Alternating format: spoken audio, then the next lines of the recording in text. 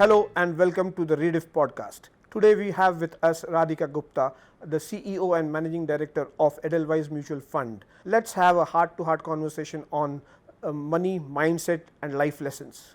Radhika, welcome. Let's begin with you. Recently you were listed among the top 20 influencers on LinkedIn along with Prime Minister Narendra Modi. When you look back, did you ever imagine that simply sharing honest thoughts and lessons would connect with so many people? What is it about your social media posts? I often do read them always that connect people with what you share. Yes, I'm obviously. I think when anyone embarks on these kind of experiments with social media, one doesn't imagine that one will get so far. And more than that, more than the rankings, get so much love and affection. I genuinely started this whole social media thing around 2016-17 for a very honest reason, which is that I love to write. I've loved to write since I was a little girl. And at that point, it used to be poems and small thoughts. But the good thing is, I think social media gives you an outlet to sort of share and express, which is amazing. And वो कहते हैं कि वो शुरू करते हो फिर लोग आते जाते हैं और कारवां बनता जाता है. I think that is really what has happened. I think across the platforms there's a community of more than 1 million people, especially LinkedIn, and it's amazing. More than the posts, I think the comments to the post, the reactions to the post, you meet people and they've seen some post and then they have, it's connected with them. So I think it's amazing the power of writing, which has been my hobby as a child. To really make connections is very, very amazing. Okay. This is something we learned today that you also wrote poems. Do you remember any of your childhood poems that Oh had God, had a no. huge impact on how it shaped your life going ahead? Oh God, I used to, I mean, I still read poems till today. If you ask me what I'm reading, people gift me poetry books, people gift me shairi books, but uh, so many little poems, as you read as a child. For instance, at some point, if you remember the entire poem Jhansi Ki Rani, I could, and I think it has about, Bundele हर बोलो के हाँ, हमने सुनी नहीं, कहानी लेकिन थी. उसकी अगर आप पंक्तियां देखो, दे आर अबाउट 15 पैराग्राफ्स इन झांसी की रानी. मुझे पूरी आती थी वो, Okay. और मैं वो बड़े गर्व से जाके सुनाती थी. एंड ऐसे there many poems in English, lord of Rudyard Kipling poems, so many poems, but I used to have an obsession with them. It's very funny. I met Javed Saab once. I was moderating an event with him, and I said, Javed Saab, I have to thank you for something. I said, जो मुझे हिंदी आती है ना आपके कारण आती है, because my father lived in India only for 4 years and then he was posted abroad, so I didn't study Hindi. लेकिन हिंदी मेरी fluent बहुत है, and I learned Hindi by reading Bollywood songs and translating the lyrics. तो मैं गाने जब भी सुनती हूँ ना, मैं lyrics के लिए सुनती हूँ, ट्यून के लिए नहीं सुनती. Uh, Many people see recognition as a symbol of trust. Yeah. How important has being open about your struggles, failures, self doubt been in building that credibility over time? So I don't think one does it to build credibility. I think one does it to lighten one's own self. I think, as I've often said, most people grow up with tremendous sense of baggage and issues around self-confidence, and when you are honest, it's just an easier way to live because you don't have to, worry. I mean, they say the best comic is one who knows how to laugh at themselves first, and I think self-confidence really comes from just owning what you have.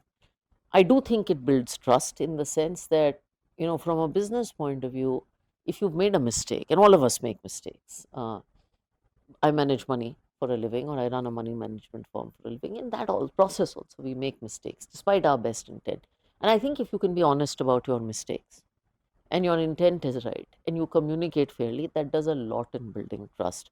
I was just having a conversation with a colleague. A great policy in life is bad news first and bad news openly. Okay. How has sharing these failures, struggle helped you evolve as a person as well as a fund manager? So I think as a fund manager and fund head, it gives you tremendous. See, there is managing public money is a deep sense of Because responsibility. integrity plays a huge role. It does. And, you know, one of the strange things about being a public person who also manages public money is that when you go to an airport or you go to a social media platform, someone will write, मैंने आपकी mid cap fund में 1,000 रुपए की SIP की है, I trust you, देख लेना. And it's, you know, you see those, and I see these every day. And they are still scary. They're still overwhelming because you know that they know you.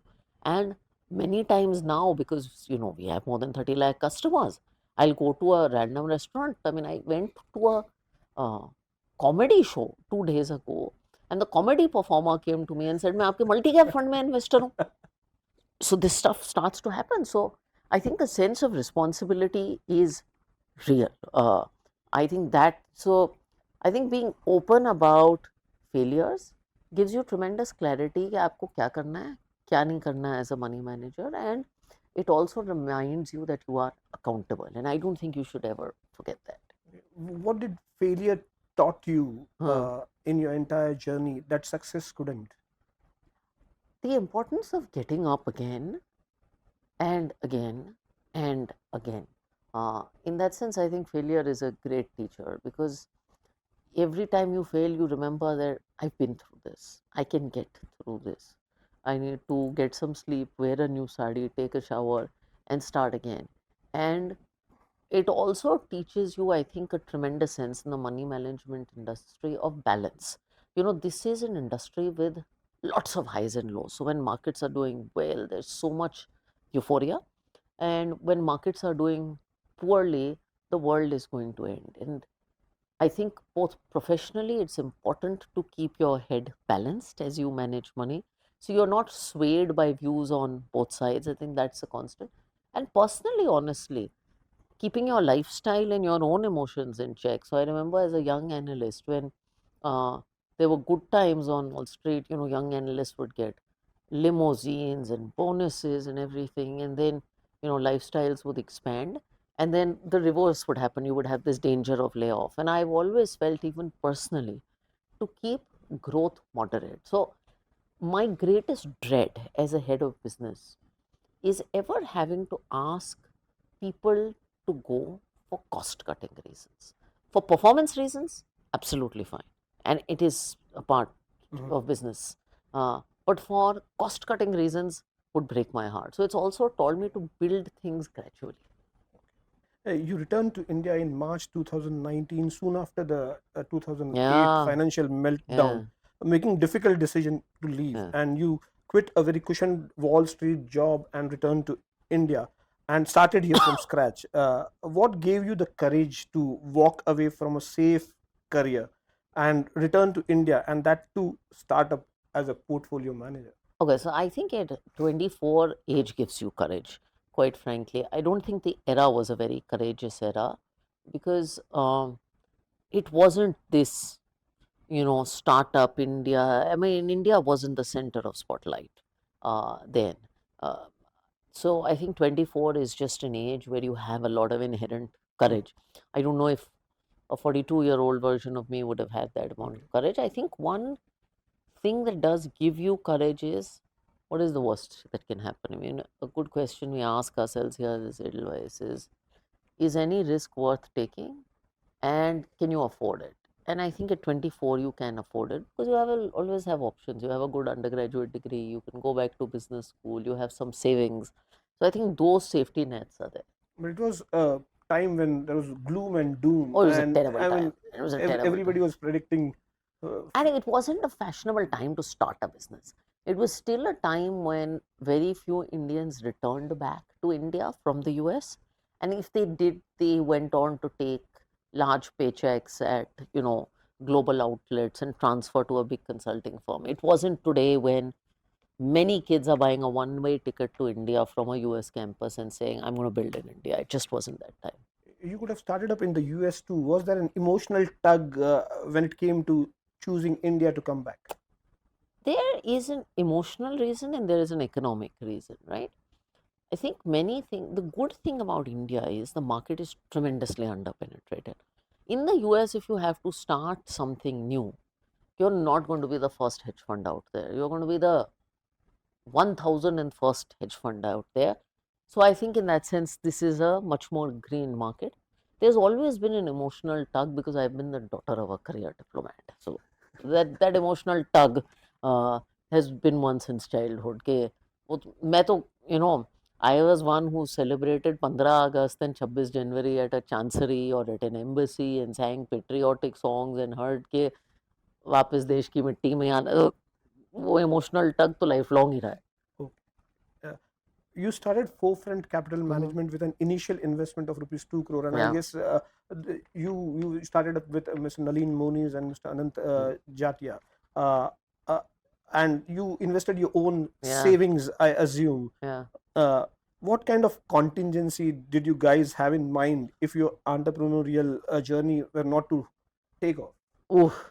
I don't think we did a great job of contingency planning, to be honest. I think the greatest contingency, and I can only speak for myself, that I had was that I had a very strong undergraduate education from one of the best institutions in the world. And if all this didn't work and a few years of savings finally went away, I would go back and I would get admitted into a very good quality business school and I would start life again. I mean, that's the only contingency you have. I don't come from a moneyed family. Okay, so it was a very clear-headed call. Yeah, that's it. When did you realize that you wanted to be more than entrepreneur, and why did you feel in 2014 that Edelweiss Mutual Fund was the right choice for Forefront Capital Management? What was the kind of transformation you needed to change your role from being an entrepreneur to a corporate professional? So just a technical correction. So Forefront Capital Management was sold to Edelweiss Financial Services. My stint with Edelweiss Mutual Fund came a couple of years later. So just to be technically correct there. See, I find this entrepreneur question very strange because I think entrepreneurship is not about the amount of shareholding that you own.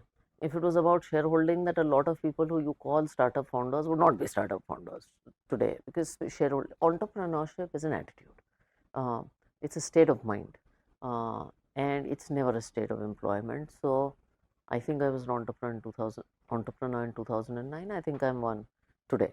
And maybe my shareholding in Forefront is a little different from the one today, but I think I'm as much an entrepreneur today because I hear a lot of this fascination with entrepreneurship, and your fascination should be with building value. And believe me, if you build value, you will be able to monetize value. Yes, there is a tremendous transition to your question between running a small startup and being part of a significantly larger corporate umbrella and building there. And I think most of the transition is one of maturity and realizing that you are part of a larger ecosystem. And quite frankly, I think that transition takes time. So how was it? How was the transition for you? When you say it takes time, what were the challenges that you faced when the transition happened? I've written about this in my book, but I think it took me about 3 years to really settle down. I mean, I wrote this in Limitless, but I cried through my first performance review because I was just so mentally agitated. What happens is that, when you have been an entrepreneur, you really don't have a boss. Forget boss. You don't have an ecosystem around that you're answerable to. And in a larger setup comes larger opportunity, comes a lot of headache taken away, but just comes a much larger ecosystem. So I think just adapting to that, having not done it for 5 years, is a bit tricky for anyone. I wrote this post 2 days ago about wisdom on LinkedIn, and I think a lot of people have been talking. But I think, when you are a young entrepreneur, you're very hot-headed. Okay, you're you're in survival mode, and picking battles and fighting and this and that. And then over the last 10, 12 years, I've desperately tried to acquire a lot more wisdom and learn that I'm managing not a team of 4, but 400. A business that is significantly larger in size and scale, and understand, that it is not about being right all the time, it is about being effective. That is a transition. What would a 42-year-old Radhika Gupta advise an Indian entrepreneur who is 24-year old now, old today. He's hot-headed, he's Yeah, go-getter, and he wants to start a, a business in yeah. India. What would be your advice based on the uh, wisdom you've gathered over your career? So I think India is a great place to start. It's a much better place to start today than it was when I started. I would recommend you start for the right reasons and be very. So a lot of people, why I say start for the right reasons, a lot of people start for the romance of starting up. I think in the last 10 years, there is a strange startup romance that is, we are going to do a startup and we're going to be sitting in a co-working space and we'll get fun. And believe me, that romance dies very quickly in 6 to 12 months. So it's a slog. There's no romance. I think that's the first thing. The second thing is start up when you have found a genuine problem to solve. I think a lot of startups are born again out of romance without solving a genuine consumer problem. A product or service that has cracked a consumer problem, no one, at a sensible price, of course, at a viable price, no one can stop its time from coming. Until you found that, don't do this. And of course, it will take some experimentation. Today, many young Indians are worried after seeing the global IT sector Yeah. crash. From both a career and investment point of view, how should people deal with phases when an entire sector is under pressure and people are staring at job uncertainty? So I think the investment one is a shorter one. So let me get that out of the way first. In investing, um, sectors go through cycles. This is the reality. Um, but I think very few industries completely die. And my view is that while there are a set of challenges, and we are underweight the IT sector in funds, by the way, it is, to be fair, a very resilient industry.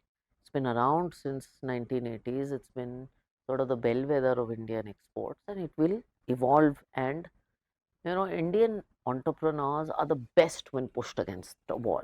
So I won't write off Indian IT yet. Okay, and the advice for investors there is, a large part of your portfolio, which I have become a broken record for saying, should be dal chawal, should be diversified funds, where your fund managers can take those calls. So that's the investment advice. I think on careers, personally, I empathize. I empathize with, and by the way, I graduated a little bit after Y2K in 2000, when perhaps a similar kind of trouble was happening, and I'm also a computer science graduate. So I empathize. What is very important for a young person today is to question their skills again and again, and to really think that while AI is a challenge, what are the skills that I can build so that I am ahead of the curve? I think your whole focus as a young person should not be on the degree that you collect, but the kind of skills that you build, the kind of experiences that you have, the kind of projects that you're doing. And I can promise you, we hire a lot of people. There are so many domains that we are hiring for, Prasanna, where you don't see 5 decent candidates. You're saying there's a job and employment problem. I'm saying there's a demand problem on the other hand.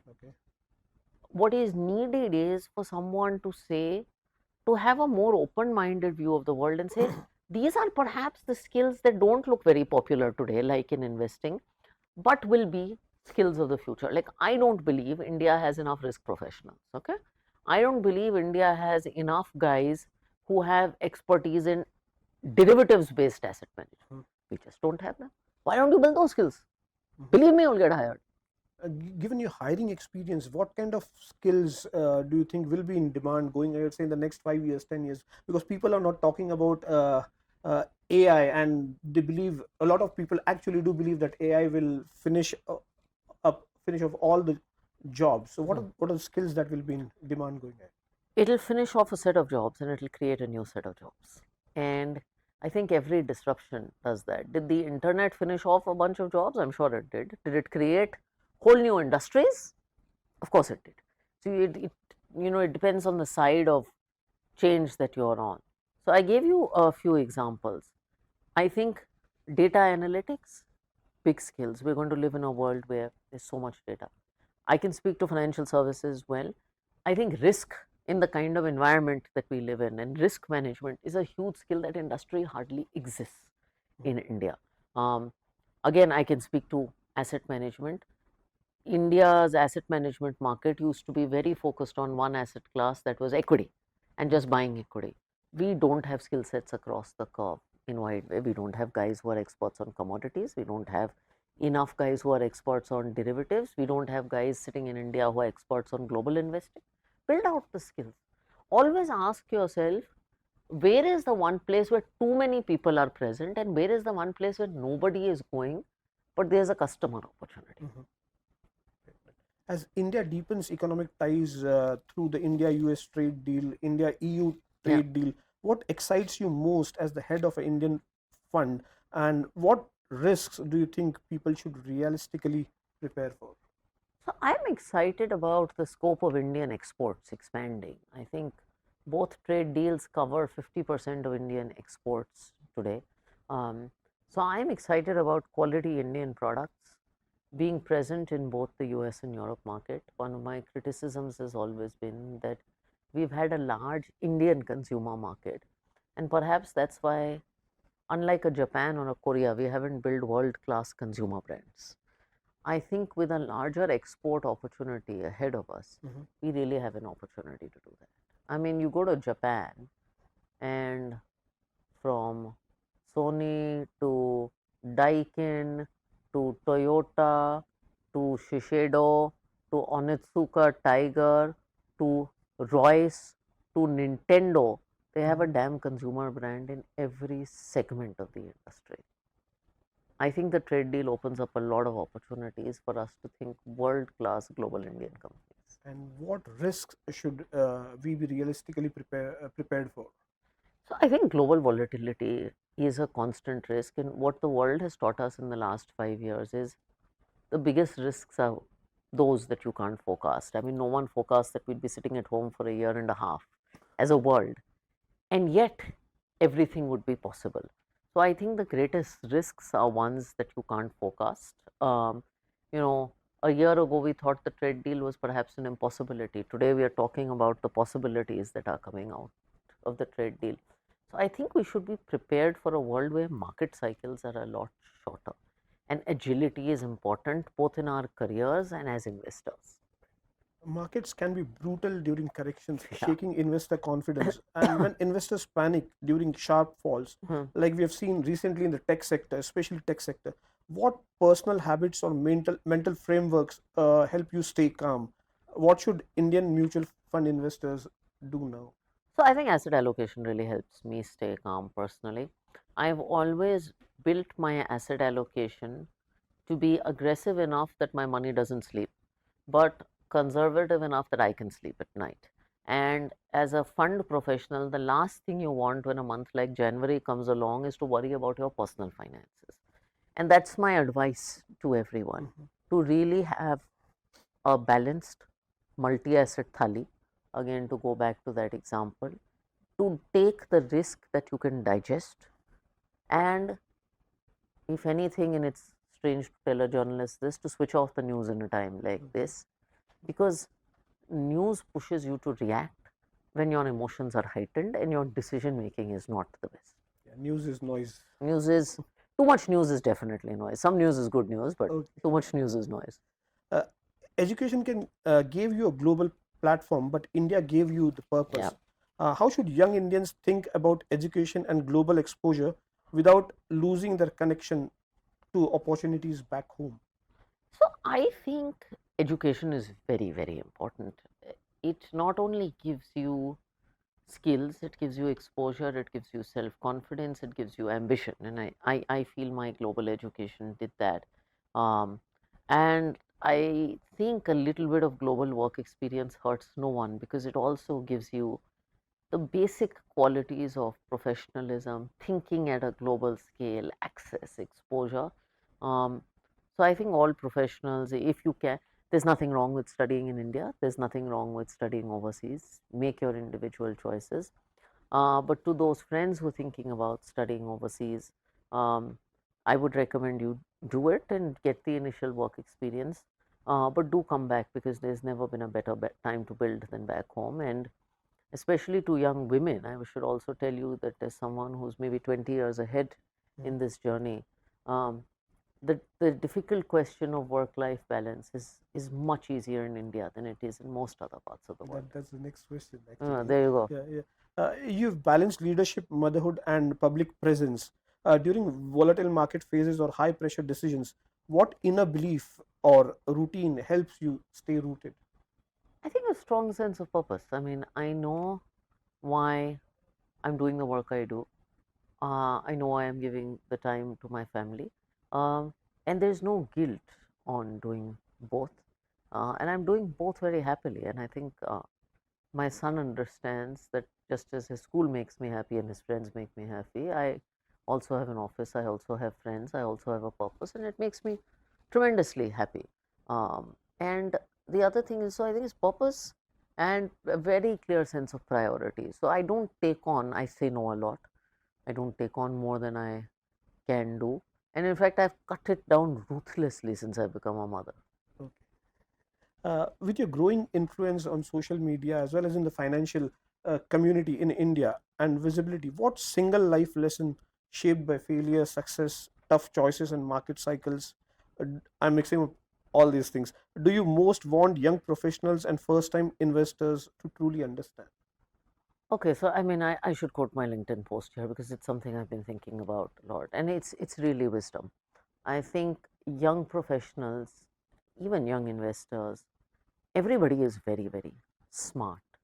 Uh, but life is finally not about intelligence. I think building a career is about knowing how to react, what decisions to take, what opportunities to take, what battles to fight, when to fight them, what to skip.